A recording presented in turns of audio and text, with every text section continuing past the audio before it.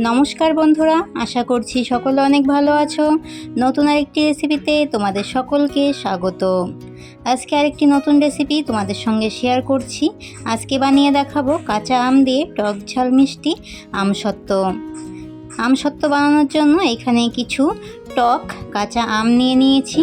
আমগুলোর উপরের খোসাগুলো ছাড়িয়ে আমগুলোকে ছোটো ছোটো টুকরো করে জলে ভিজিয়ে রেখেছি। এবারে আমগুলো সেদ্ধ করে নেব। কড়াইতে দিয়ে দিচ্ছি জল।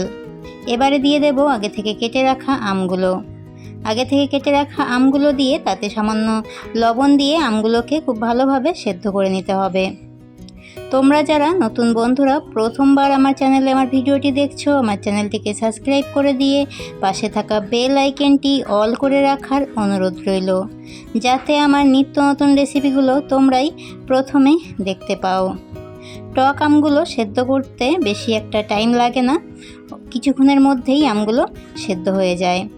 দেখো, আমগুলো খুব ভালোভাবেই আমি সেদ্ধ করে নিয়েছি। এবারে আমগুলো থেকে জলটা ছড়িয়ে নেব।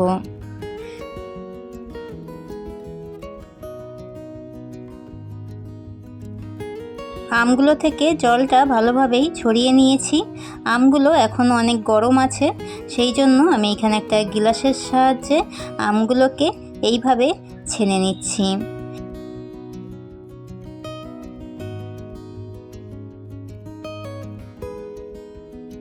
আমগুলোকে খুব ভালোভাবেই ছেনে নিয়েছি। এবারে আমের রসটাকে এই ছাঁকনির সাহায্যে ছেঁকে নেব। আমগুলোতে খুব একটা আঁশ নেই, তবুও যতটুকু আঁশ আছে ততটুকুই আমি এই ছাঁকনির সাহায্যে ছেঁকে নেব।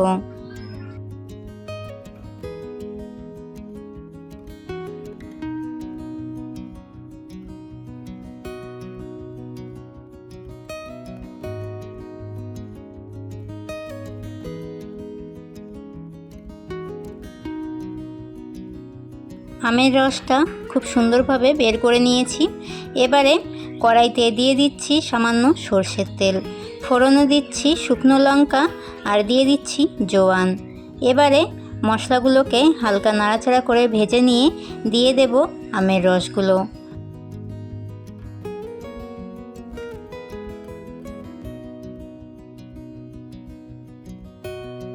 আমগুলোকে 1 মিনিট মতো হালকা নাড়াচাড়া করে দিয়ে দেব মশলাগুলো।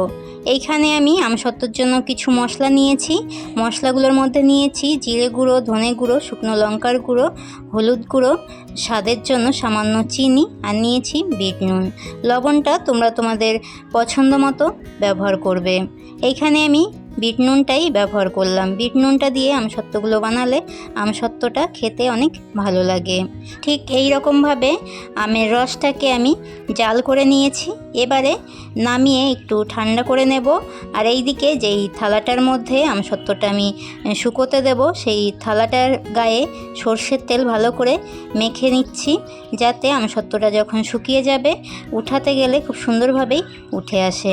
এবারে আমসত্ত্ব বানানোর জন্য আমের রসটা থালায় ঢেলে দিলাম। আমের রসটা এখন অনেক গরম আছে। আমি এই ঝাঁঝরি হাতার সাহায্যেই আমের রসটাকে একটুখানি পাতলা করে ছড়িয়ে দিচ্ছি, যাতে আমের রসটা তাড়াতাড়ি ঠান্ডা হয়ে যায়। আমের রসটা যখন ঠান্ডা হয়ে যাবে তখন হাতের সাহায্যেই থালার উপরে আমটাকে ভালো করে সেট করে নেব।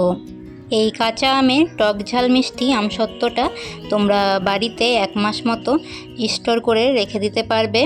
আর বেশি দিন রাখতে হলে তাহলে মাঝের মধ্যে আমসত্ত্বটাকে রোদ দিয়ে রাখতে হবে, তাহলে অনেক দিন পর্যন্ত এই আমসত্ত্বটাকে ঘরে স্টোর করে রাখতে পারবে।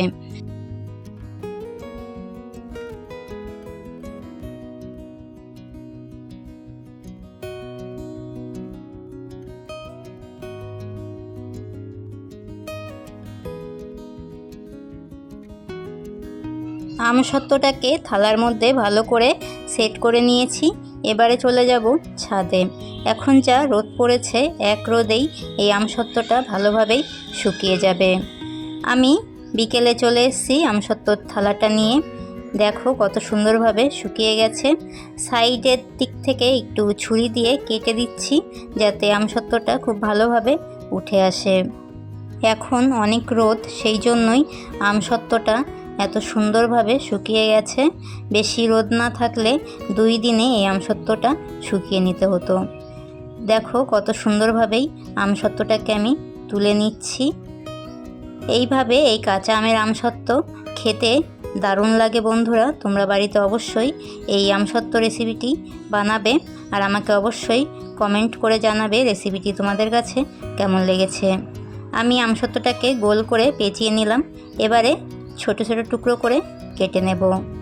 কাঁচা আমের আমসত্ত্বটাকে যদি মোটা করে বানিয়ে নিতে চাও তাহলে এইভাবে আমসত্ত্বটাকে প্রথমে রোদে শুকিয়ে নিতে হবে, পরে আবারও সেম একইভাবে আমের রসটাকে জাল করে নিয়ে শুকানো আমসত্ত্বর উপরে দিয়ে আবারও রোদে শুকিয়ে নিতে হবে। এইভাবে 2-3 বার শুকিয়ে নিলেই আমসত্ত্বটা অনেক মোটা হয়ে যাবে।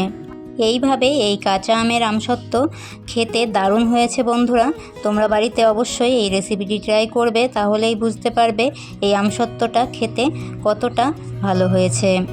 আমার এই রেসিপিটি ভালো লাগলে অবশ্যই একটি লাইক, কমেন্ট, শেয়ার করে দিয়ে জানিও। আজকের মতো এতটাই। সকলকে টাটা।